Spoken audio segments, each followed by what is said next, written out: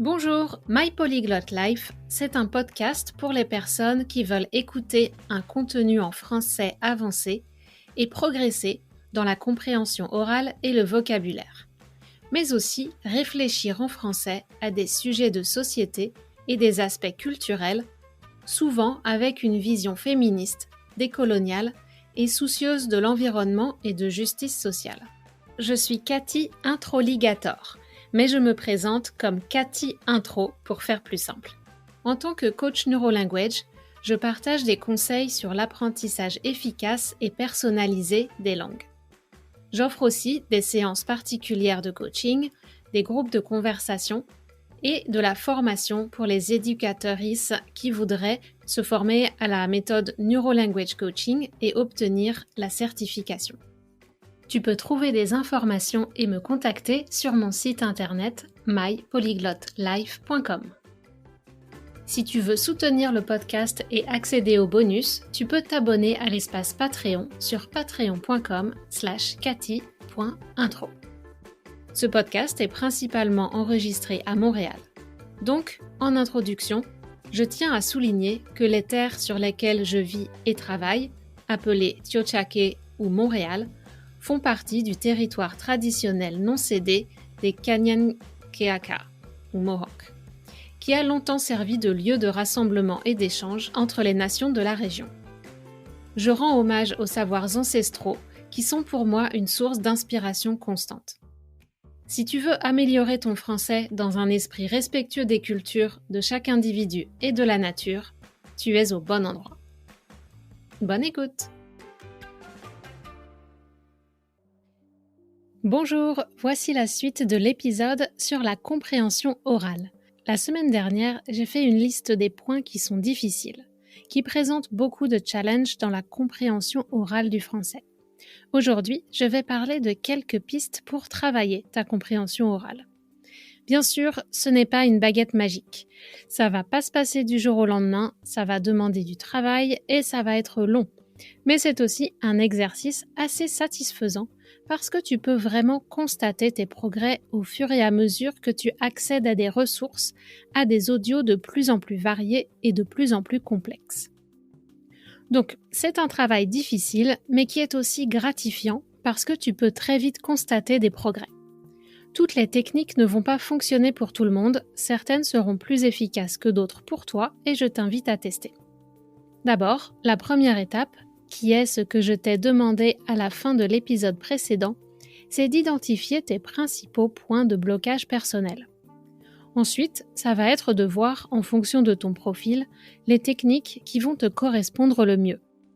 Et si tu veux travailler à ta compréhension et ton expression orale, tu peux me contacter pour du coaching privé, soit dans le cadre du programme Feuille de route, où on va identifier tes blocages, des pistes d'amélioration et des ressources pour travailler en autonomie, soit pour des séances de coaching privé. Le premier conseil est le plus important, et peut-être celui qu'on sous-estime le plus, et c'est pour une situation où tu es dans une conversation. Tu dois arrêter de penser à ce que tu vas répondre. Arrête de préparer ta réponse en avance et concentre-toi sur ce que dit la personne. Au moment de répondre, tu peux aussi essayer d'utiliser des mots ou une partie de phrase que tu as entendue dans la question. Mais si tu utilises une partie de ton cerveau pour anticiper ta réponse, ce sont des ressources en moins disponibles pour décrypter le message. Et en plus, en faisant ça, en anticipant, on a tendance à projeter nos propres suppositions, assumptions, nos suppositions sur ce que dit l'autre personne. Alors garde l'esprit ouvert et ne pense pas que tu sais ce qu'elle va dire avant qu'elle le dise. C'est sûr que d'avoir une idée du contexte nous aide, mais si on fait trop de suppositions, on risque de répondre à côté de ce que la personne attend ou de manquer ce qu'elle a vraiment dit, et ça peut provoquer un petit malaise. Bien sûr, les incompréhensions arrivent fréquemment, surtout dans les niveaux inférieurs.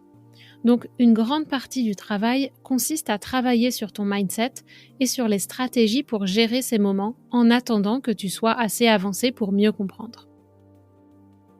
Le conseil numéro 1, c'est de trouver les bonnes ressources. J'en ai déjà parlé à plusieurs reprises, donc je vais juste mettre le lien vers l'article du blog qui parle de la théorie du comprehensible input. Une chose importante à retenir aussi, c'est qu'on veut choisir des supports audio ou vidéo en lien avec tes besoins et avec les situations de communication où tu veux améliorer ta compréhension. Et aussi avec tes intérêts, bien sûr. Que ce soit des choses intéressantes que tu as envie de comprendre. Et même si tu comprends pas tout, que tu vas apprécier. Tu vas passer un bon moment en écoutant ça. Le point numéro 3, c'est de pratiquer souvent et d'inclure une pratique active. Parce que tu ne pourras pas améliorer ta compréhension orale si tu ne la pratiques pas, si tu n'es pas immergé pendant de nombreuses minutes dans la langue et avec un support que tu peux majoritairement comprendre. Ça ne va pas se passer comme par magie, il faut vraiment beaucoup d'exposition à la langue. Donc pour la pratique active, ça peut être par exemple des dictées ou compléter un texte, fill the blanks exercise. Donc tu as un texte et tu dois retrouver les mots que tu as entendus dans l'audio. Le plus efficace, c'est de les écrire toi-même, mais dans un premier temps, ça peut marcher aussi de sélectionner parmi une liste de mots. Troisième technique, je te renvoie à mon guide pour travailler avec des vidéos sous-titrées. Je t'explique dans ce guide plusieurs façons de travailler avec des vidéos ou des audios quand tu as la transcription du texte. Une autre méthode, ça peut être de faire des roleplay, donc des petits dialogues ou des simulations de situations réelles. Par exemple, pour les situations dans les commerces, au travail ou avec l'administration.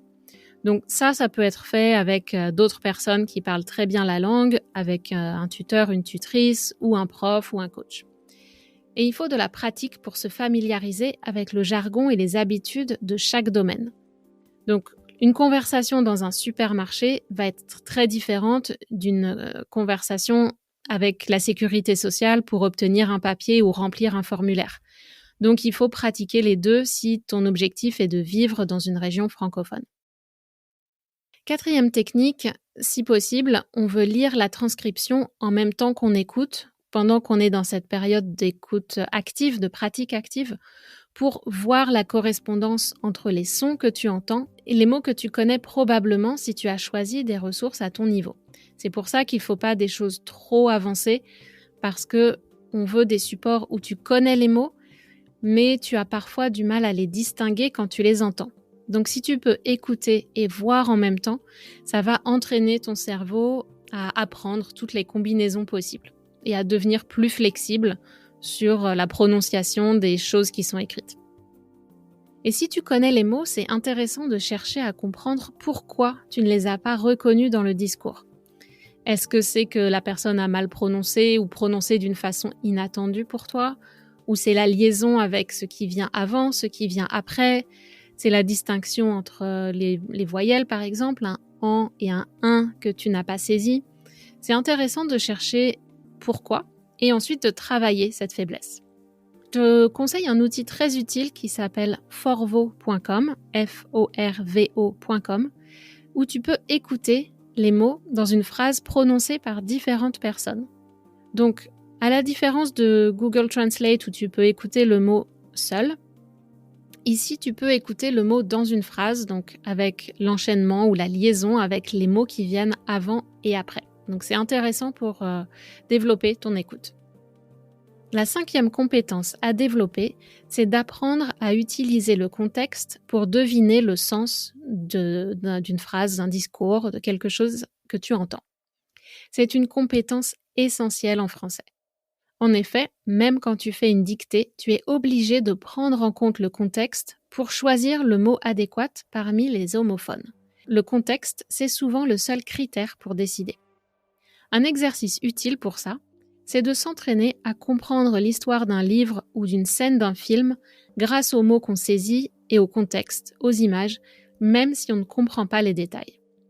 C'est un peu frustrant, mais c'est l'une des raisons pour lesquelles l'immersion dans un pays est souvent plus efficace qu'une imitation d'immersion chez soi.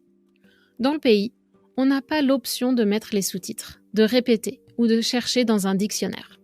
On est forcé de faire cette pratique active d'essayer de comprendre avec tous les éléments qu'on a autour de nous. Je me souviens les premiers films en anglais non sous-titrés que j'ai vus quand j'habitais en Irlande.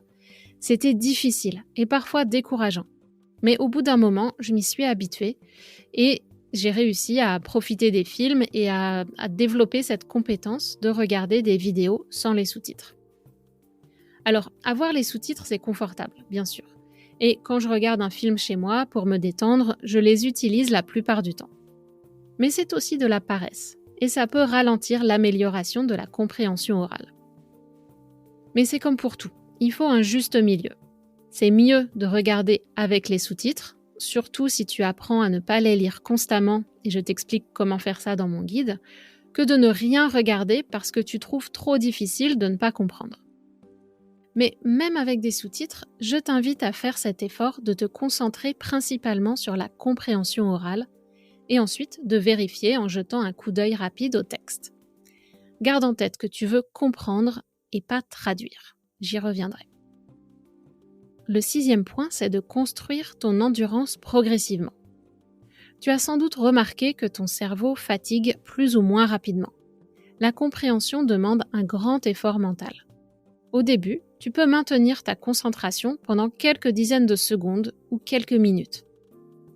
Et si en plus tu restes bloqué sur un mot ou une expression que tu n'as pas compris et tu perds ton focus sur la suite de ce que la personne dit, c'est encore pire. Dans ces conditions, c'est difficile de saisir le sens global d'un discours. Mais c'est comme un muscle ou une pratique sportive, ça demande de l'entraînement pour améliorer la performance. Pour améliorer l'endurance et la vitesse de base en course à pied, on recommande de faire un entraînement fractionné ou à intervalles. C'est-à-dire que tu alternes entre des moments de très haute intensité et des moments de récupération à basse intensité. Eh bien, crois-le ou non, j'ai constaté que ça fonctionne de la même façon avec la compréhension orale d'une langue étrangère. Expose-toi de façon active avec une transcription ou des sous-titres à des supports trop avancés pour toi, mais sur un sujet qui t'intéresse, pendant un temps court. Puis, pendant les séances suivantes, reviens à des audios qui sont faciles ou juste à ton niveau, et après quelques temps, tu devrais constater, observer, que tu comprends presque sans effort les ressources qui sont à ton niveau.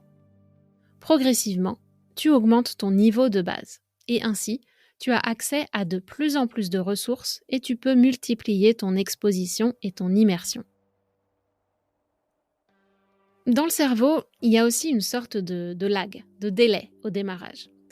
Quand tu commences à entendre quelque chose dans une langue étrangère ou une personne qui parle avec un accent fort dans ta propre langue, il faut quelques secondes à ton cerveau pour s'adapter.